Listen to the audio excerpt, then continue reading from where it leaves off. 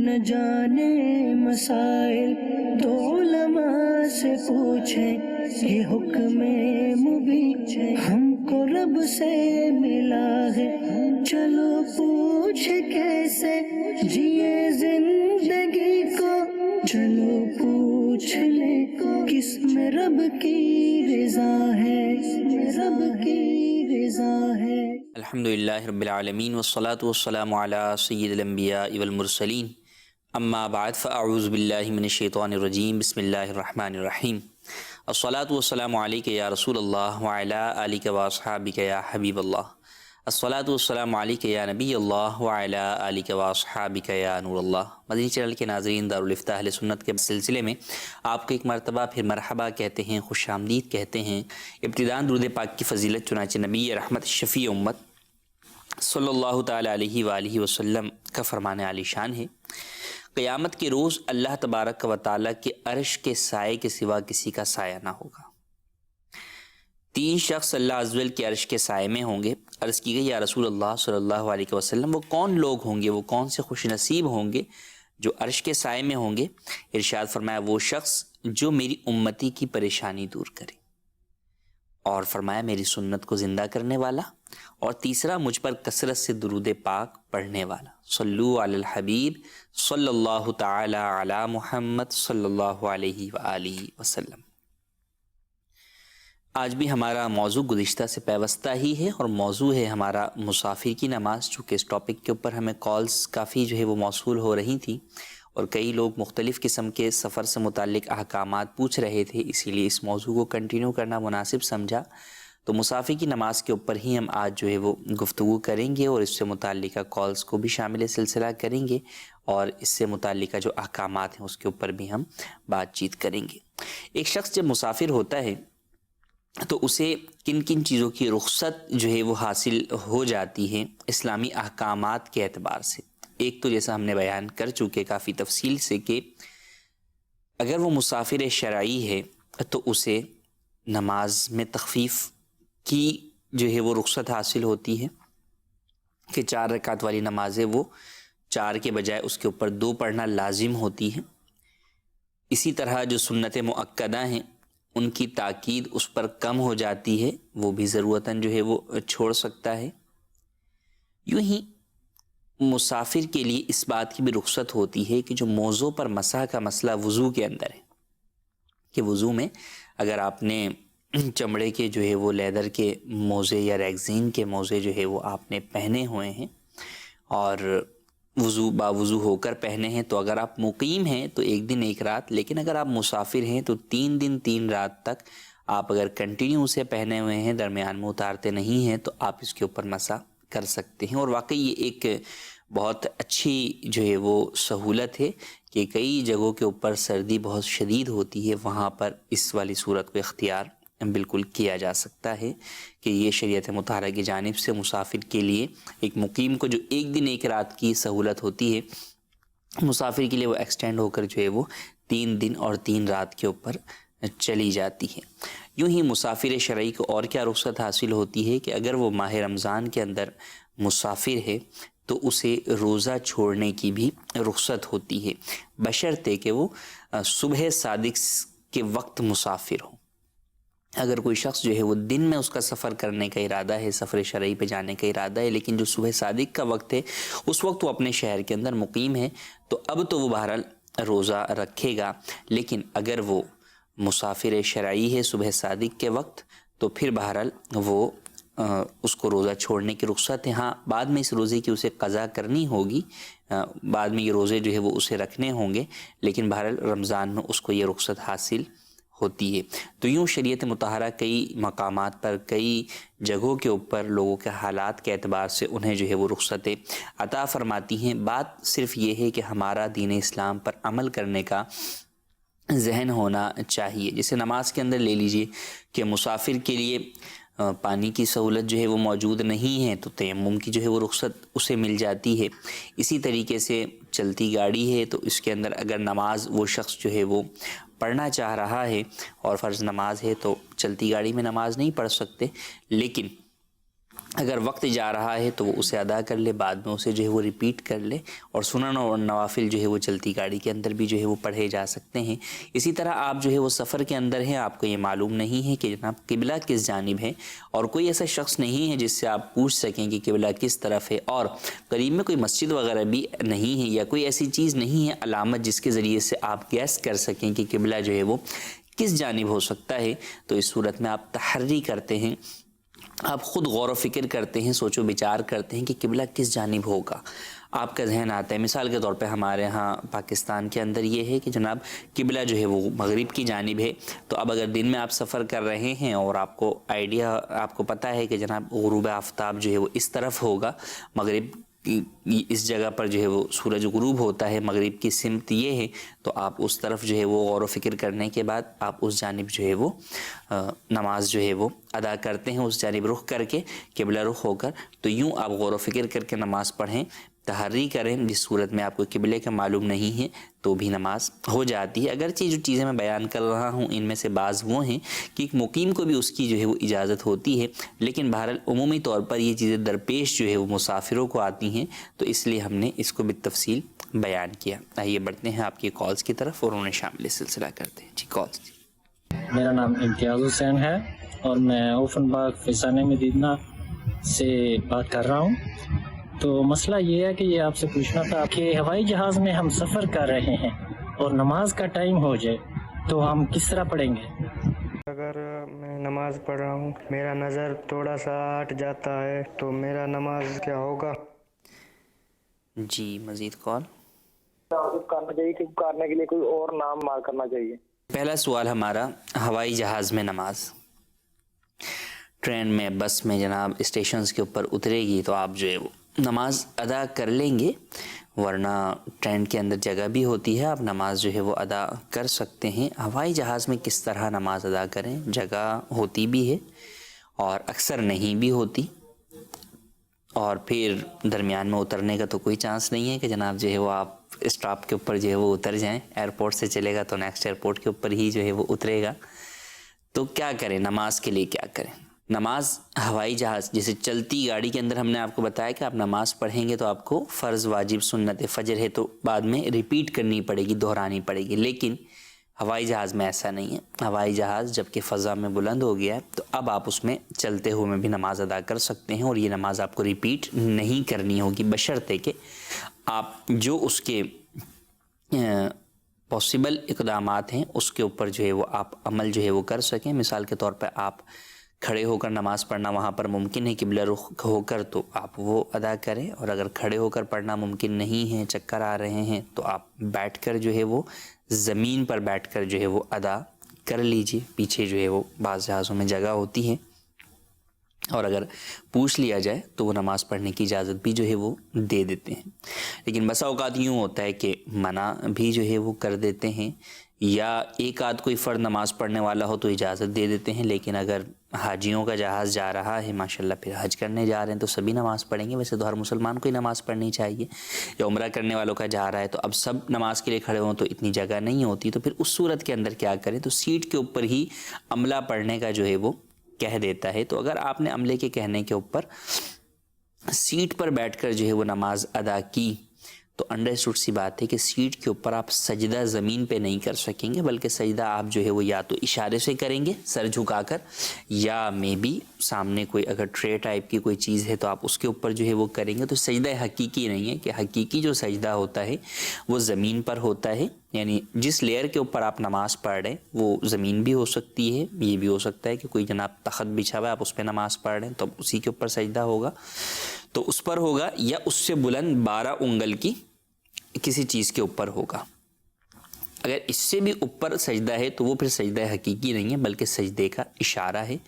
تو اب اگر سجدے کا اشارہ کوئی شخص ایسے عذر کی وجہ سے کرتا ہے جو کہ اسے خود لاحق ہے، تو جیسے کوئی شخص جو ہے وہ اپنا سر ہی نہیں جھکا سکتا، کمر میں اس کے درد ہے یا گھٹنے میں جو ہے وہ اس کے مسئلہ ہے، تو اس کو تو اشارے کے ساتھ سے نماز پڑھنے کی اجازت ہوتی ہے اور اس کو ریپیٹ کرنے کی بھی حاجت نہیں رہتی۔ لیکن جب یہاں پر جو صورتحال ہے کہ در حقیقت خود عذر نہیں ہے بلکہ لوگوں کے منع کرنے کی وجہ سے، یہ اداراتی اعتبار سے یا جہاز کے عملے کے منع کرنے کی وجہ سے جب آپ اس طرح نماز ادا کرتے ہیں تو نماز قضا تو بہرحال کسی بھی صورت میں نہیں کرنی، آپ نے نماز تو پڑھنی ہی ہے. قبلہ رخ جو ہے وہ ہو کر ہونا ممکن ہے، قبلہ رخ ہو کر جو ہے وہ پڑھیں گے تو نماز پڑھنی ہے. ہاں، جو اس طرح سیٹ کے اوپر بیٹھ کر آپ نے اشارے کے ساتھ سجدے والی نماز پڑھی ہے، اس نماز کو آپ کو ریپیٹ کرنا ہوگا.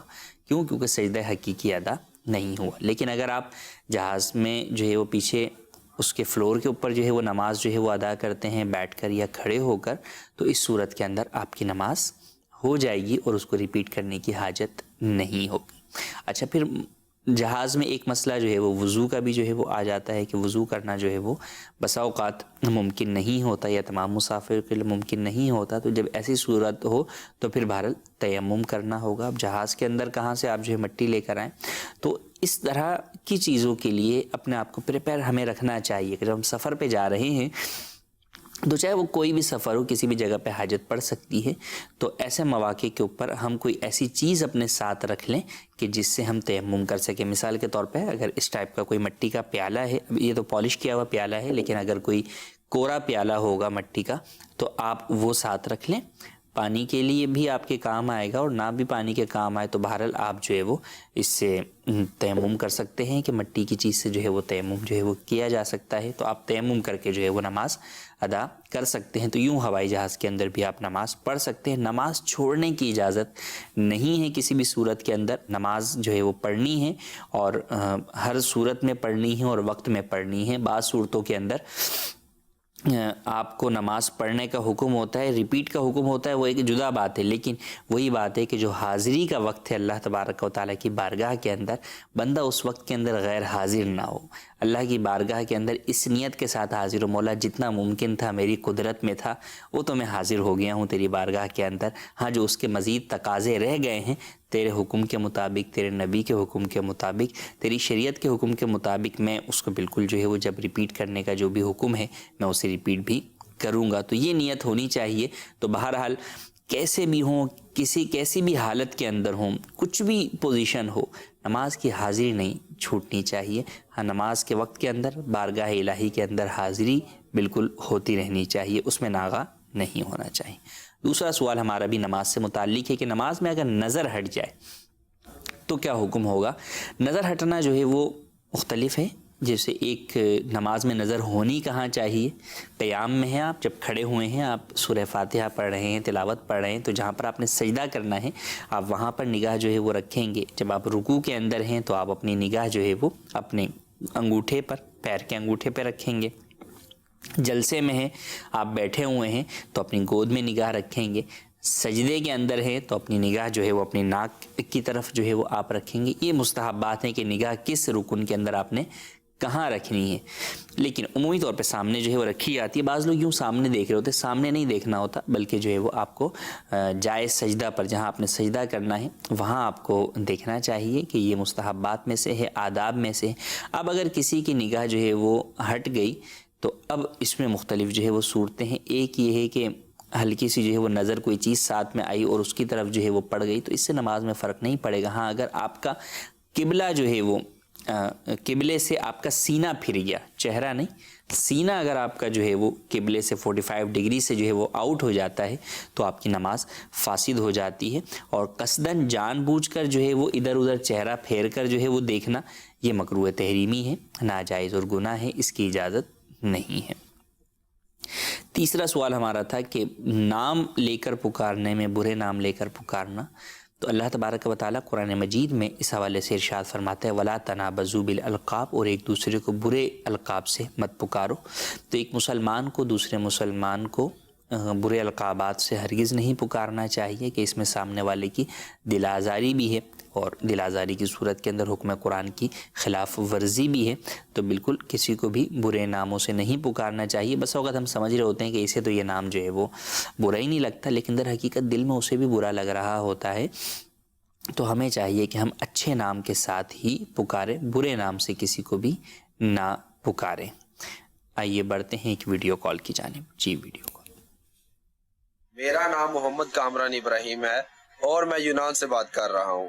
میرا مفتی صاحب سے سوال ہے، آن لائن کاروبار کرنا کیسا ہے؟ جی، آن لائن کاروبار سے متعلق جو ہے وہ سوال ہے. فی زمانہ ڈیجیٹلائز جو ہے وہ دنیا ہوتی چلی آ رہی ہے اور اس کے اندر بہت ساری چیزیں انسان جو ہے وہ خود کرنے کے بجائے ڈیجیٹل انداز کے اندر جو ہے وہ کر رہا ہے، جس میں ایک بہت بڑی چیز جو ہے وہ شاپنگ بھی ہے کہ جناب آن لائن جو ہے وہ آپ شاپنگ کر رہے ہیں، آن لائن پرچیزنگ کر رہے ہیں، آن لائن آپ جو ہے وہ سیل کر رہے ہیں، آن لائن سروسز دے رہے ہیں، آن لائن سروسز لے رہے ہیں.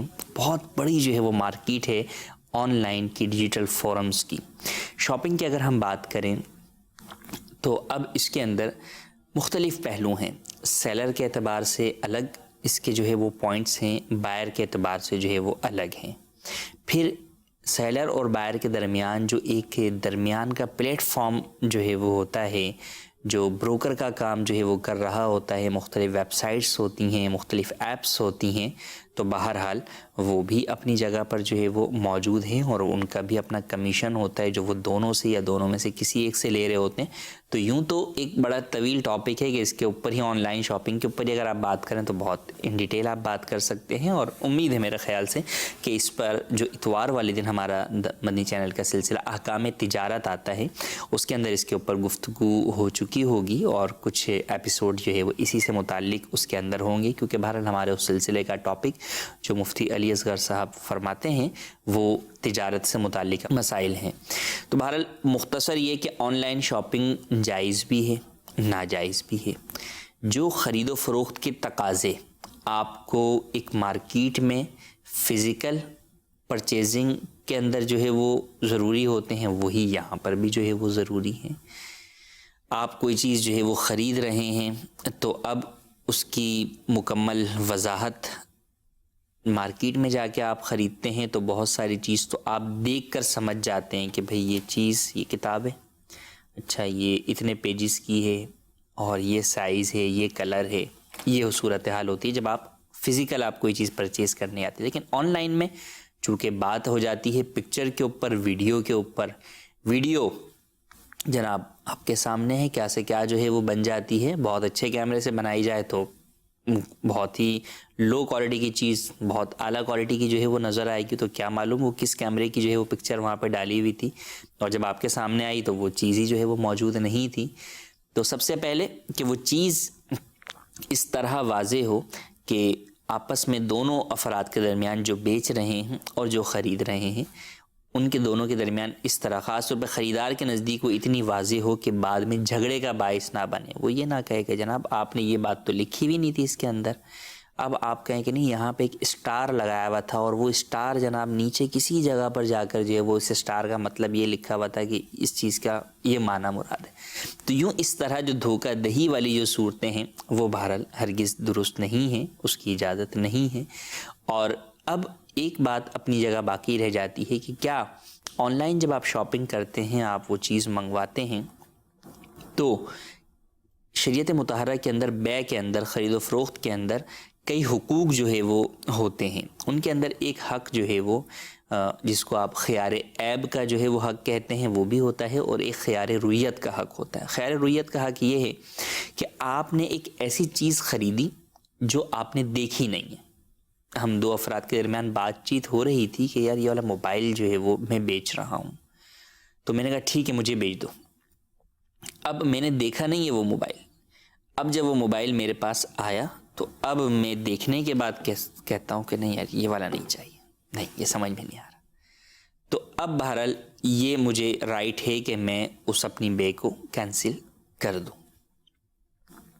تو یہ جو حق ہے یہ اب اس کے اندر آن لائن شاپنگ کے اندر زیادہ، عام طور پہ ہم مارکیٹس کے اندر جب جاتے ہیں تو چیز اویلیبل ہی ہوتی ہے، دیکھ کر ہی لیتے ہیں. لیکن یہاں پر چیز کی اویلیبلٹی جو ہے وہ اس اعتبار سے نہیں ہے بلکہ پکچر کی صورت کے اندر ہے. تو پکچر سے یہ حق ساقط نہیں ہوگا بلکہ یہ حق جو ہے وہ باقی رہے گا.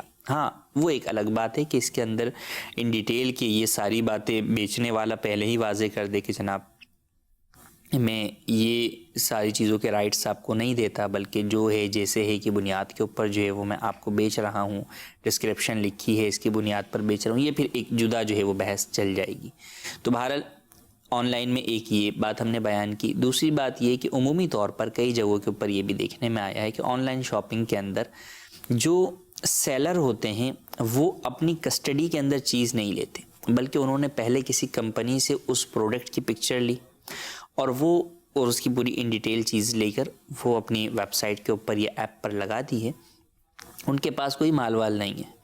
اب وہ ڈائریکٹ جب آرڈر ان کے پاس آتا ہے تو وہ کمپنی سے لیتے ہیں اور پھر اسے بھجوا دیتے ہیں بائر کو، یا ڈائریکٹلی کمپنی کو کہتے ہیں کہ بھائی فلاں کو جو ہے وہ آپ یہ چیز پہنچا دیں، ہم آپ کو اس کے پیسے جو ہے وہ دے دیتے ہیں۔ تو اس طرح کی کئی صورتوں کے اندر بے قبل القبض کہلاتی ہے کہ آپ اپنی کسٹڈی میں لینے سے پہلے ہی سودا کر لیتے ہیں۔ آپ کے پاس ایک چیز نہیں ہے لیکن آپ سامنے والے سے سودا کرتے ہیں کہ ٹھیک ہے میں نے تمہیں یہ چیز خریدی یا بیچی۔ یہ جائز نہیں ہے کہ نبی کریم صلی اللہ تعالیٰ علیہ وآلہ وسلم نے ارشاد فرمایا جو چیز تمہارے پاس نہ ہو وہ چیز نہ بیچو۔ اور اس کے اندر واقعی کئی دفعہ جو ہے وہ ہوتا ہے کہ آپ کو سودا کینسل کرنا پڑتا ہے کہ آپ نے یہاں آرڈر لے لیا، پیچھے کمپنی کے پاس بھی مال شارٹ ہے یا مال ہے ہی نہیں اور اس نے جو ہے وہ منع کر دیا کہ بھئی ہم آپ کو جو ہے وہ نہیں دے سکتے۔ تو انہی وجوہات کی بنیاد کے اوپر شریعت مطہرہ نے اس طرح کی خرید و فروخت کرنے سے بھی منع کیا ہے۔ مزید اور بھی بہت سارے مسائل ہیں جس کے اوپر انشاءاللہ ہم نیکسٹ ٹائم کسی ایک سلسلے کے اندر اس کے اوپر بات کریں گے۔ جی آڈیو کالز دیجیے۔ میرا سوال یہ ہے کہ کیا بچے کے نام کے ساتھ محمد لگا سکتے ہیں، جبکہ اس کا نام میں نے یہ سوچا ہے کہ عبد الہادی رکھوں، تو کیا نام میں یہ رکھ سکتا ہوں محمد عبد الہادی؟ جی مزید کال۔ محمد شاہد اتاری مرکز الاولیاء لاہور سے عرض کر رہا ہوں۔ آپ کی بارگاہ میں عرض ہے کہ دینی کتب کا مطالعہ زبان سے پڑھنا مفید ہے یا دل میں پڑھنا زیادہ مفید ہے؟ جی پہلا سوال ہمارا کہ محمد عبد الہادی نام رکھنا کیسا ہے؟ بالکل رکھا جا سکتا ہے، اس میں کوئی حرج نہیں ہے، اور محمد نام بچے کا اصلاً رکھنا چاہیے کہ اس کے اپنے فضائل ہیں پکارنے کے لیے۔ ہاں دوسرا نام بھی جو ہے وہ رکھا جا سکتا ہے، البتہ یہ دیکھ لیا جائے کہ اس طرح کے ناموں میں ہمارے ہاں شارٹ کی طرف لوگ چلے جاتے ہیں، عبد الہادی کو ہادی کہہ کر جو ہے وہ پکارتے ہیں۔ تو اگر اس بات کا اندیشہ ہے تو پھر جو ہے وہ کوئی ایسا نام رکھیں جو ایک اپنے ہی معنی کے اعتبار سے ایک شارٹ نام ہی جو ہے وہ ہو، اس کو ہاف جو ہے وہ نہ کیا جائے۔ تو اس بات کا جو ہے وہ خیال رکھنا چاہیے، ورنہ اگر یہ نام رکھ رہے ہیں تو یہ بھی جائز ہے، پکاریں پھر پورے نام کے ساتھ ہی، محمد عبد الہادی بھی کہہ کر پکار سکتے ہیں اور عبد الہادی بھی کہہ کر پکار سکتے ہیں۔ دوسرا سوال ہمارے ٹاپک سے متعلق یا دارالفتہ کے جو ہے وہ اس سے متعلق تو نہیں ہے، لیکن بہرحال ایک سوال ہے کہ آپ مطالعہ کر رہے ہیں تو اب آپ کو زبان سے پڑھنا چاہیے یا جو ہے وہ آپ فقط جو ہے وہ نگاہوں سے اور دماغ سے جو ہے وہ پڑھتے رہیں۔ مختلف آراء ہیں اس بارے میں، البتہ یہ کہا جاتا ہے کہ بہتر یہ ہے کہ آپ زبان سے بھی جو ہے وہ الفاظ کی ادائیگی جو ہے وہ کریں، تاکہ وہ ریپیٹ جب ہوتا ہے تو وہ زیادہ جو ہے وہ ذہن میں آپ کے نقش ہو جاتا ہے۔ کچھ میسیجز بھی ہیں، ہم انہیں بھی شامل کرتے ہیں اور اس پر بھی ہم بات کرتے ہیں۔ ایک سوال یہ ہے کہ عورتوں کی نماز کا طریقہ بتا دیجیے۔ عورتوں کی نماز کا طریقہ مردوں کی نماز سے کچھ مختلف ہے، اس بارے کے اندر ان ڈیٹیل جاننے کے لیے امیر اہل سنت دامت برکاتہ عالیہ کی کتاب ہے اسلامی بہنوں کی نماز، مکتبۃ المدینہ سے بھی آپ حاصل کر سکتے ہیں اور دعوت اسلامی کی ویب سائٹ کے اوپر بھی آپ موجود ہیں، تو وہاں سے آپ یہ کتاب حاصل کر کے پڑھیے، انشاءاللہ عز و جل آپ کو عورتوں کی نماز کا مکمل طریقہ پتہ چل جائے گا۔ دوسرا سوال یہ ہے کہ مور کے پر گھر میں رکھنا صحیح ہے؟ جی ہاں، مور کے پر گھر میں رکھنا صحیح ہے، اس میں کوئی حرج نہیں ہے، آپ مور کے گھر پر جو ہے وہ گھر میں رکھ سکتے ہیں۔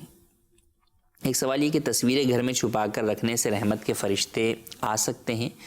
جاندار کی تصاویر کو رکھنا بلا ضرورت جائز ہی نہیں ہے، چاہے جائے کہ آپ چھپا کے رکھیں یا جو ہے وہ آویزاں کر کے رکھیں، آویزاں کر کے رکھیں گے تو بھی گناہ ہے، بلا وجہ جو ہے وہ چھپا کے رکھیں گے آپ، یعنی رکھنے کی کوئی وجہ نہیں ہے تو بھی اس کی اجازت جو ہے وہ نہیں ہے۔ ہاں اگر ضرورتاً آپ نے جو ہے وہ رکھی ہوئی ہے، جیسے NIC کی ہے یا تصاویر ہیں فارمز وغیرہ پر، امتحانی فارم، مختلف اس طرح کی چیزوں کے استعمال کے لیے تصاویر ہیں، تو اب انہیں جو ہے وہ آویزاں کرنے کے بجائے آپ نے جو ہے وہ آویزاں کرنے کی تو انہیں اجازت ہی نہیں ہے، تو انہیں چھپا کے ہی رکھنا چاہیے۔ تو اب اگر وہ رکھی ہوئی ہے تو وہ تصویریں فرشتوں کے آنے سے مانے نہیں ہوگی۔ ایک سوال یہ ہے کہ کیا سنتیں غیر موقدہ عصر اور عشاء 4 رکعت کے بجائے 2 رکعت بیٹھ کر پڑھ سکتے ہیں؟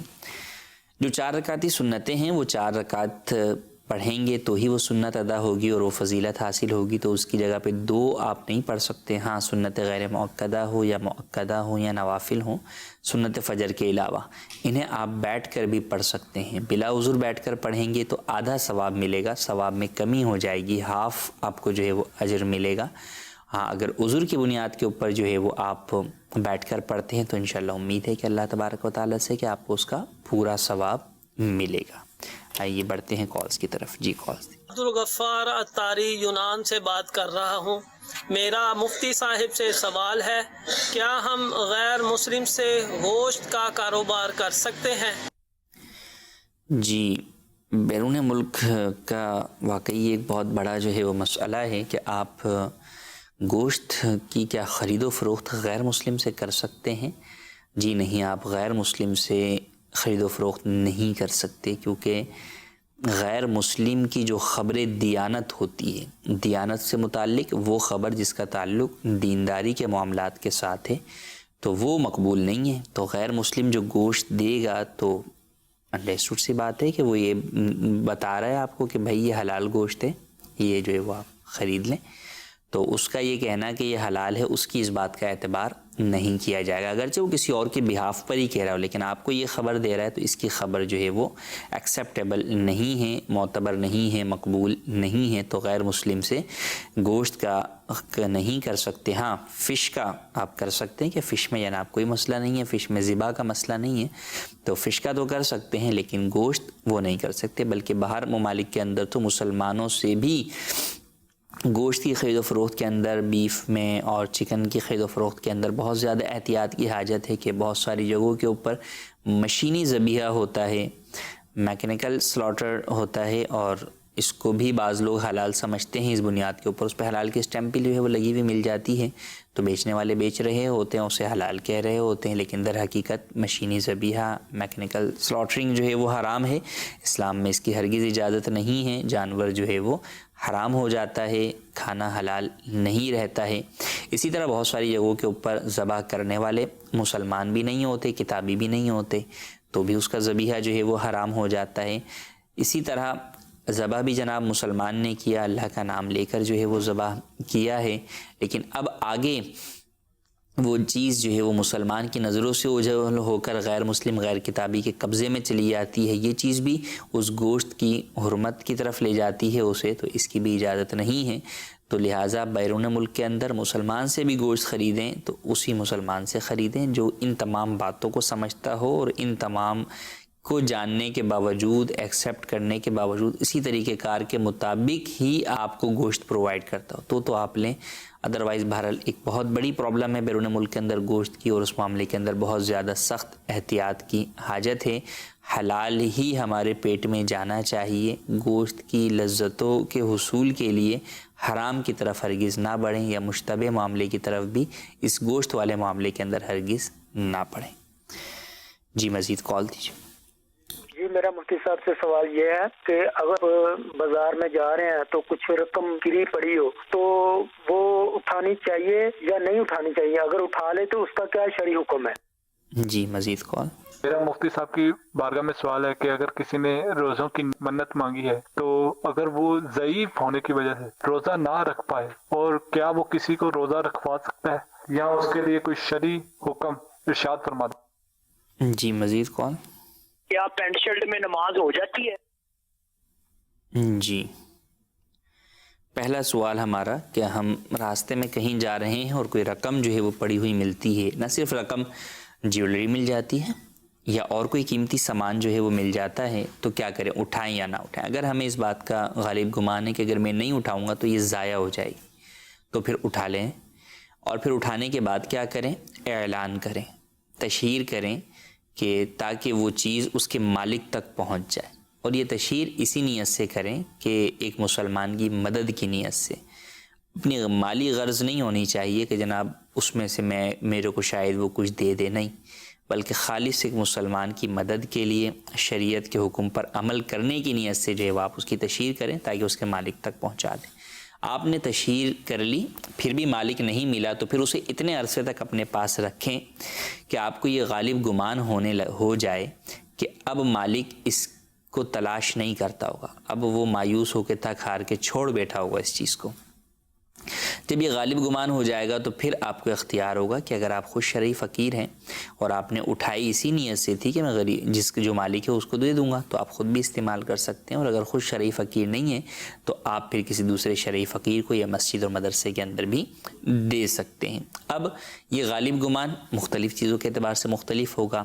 5 روپے کا سکہ ملا، اس کا غالب گمان بہت جلدی ہو جائے گا آپ کو، لیکن اگر جو 5000 کا نوٹ ملا تو اس کا غالب گمان تھوڑا دیر سے ہوگا، اور اگر مثال کے طور پہ آپ کو کوئی جیولری جو ہے وہ جناب 5 لاکھ روپے کی مل گئی، اس کا غالب گمان اور زیادہ دیر سے ہوگا۔ تو یوں مختلف چیزوں کے اعتبار سے مختلف صورت ہوگی۔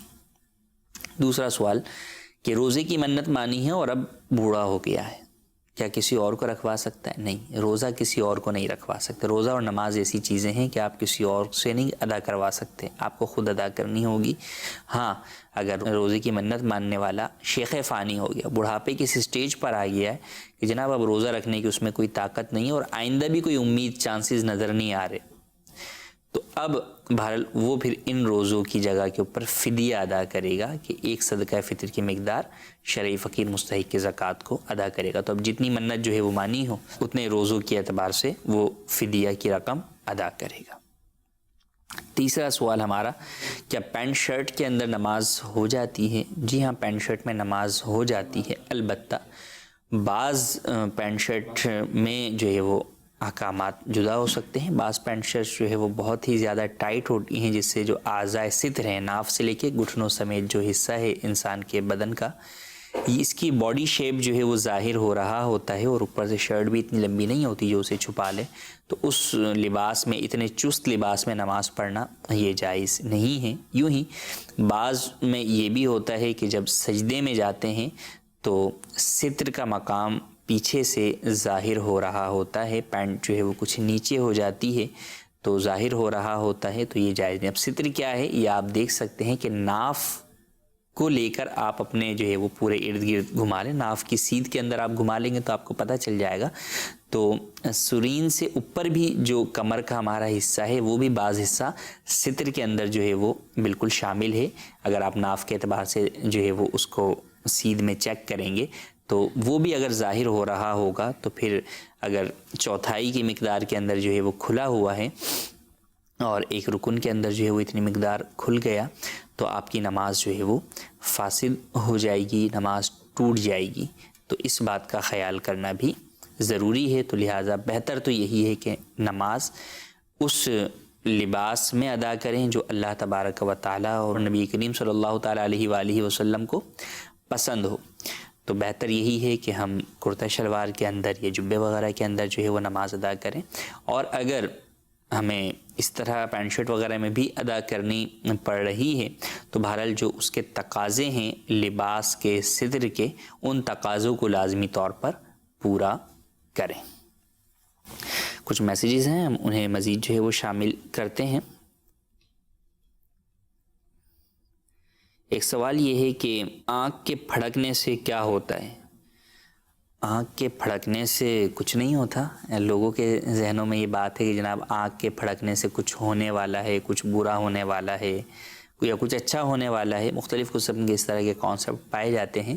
تو ان کی کوئی شرعی اعتبار سے ان کی کوئی حیثیت نہیں ہے، یہ لوگوں میں ویسے ہی جو ہے وہ توہمات جو ہے وہ ہیں۔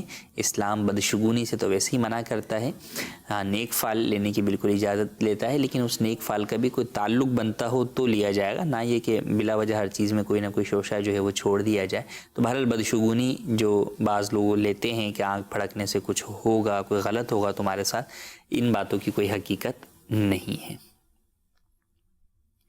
ایک سوال یہ ہے کہ ایک رکعت میں نماز میں 3 بار سجدہ کر سکتے ہیں؟ نہیں کر سکتے ہیں، یہ ہر رکعت کے اندر 2 بار ہی جو ہے وہ سجدہ ہے۔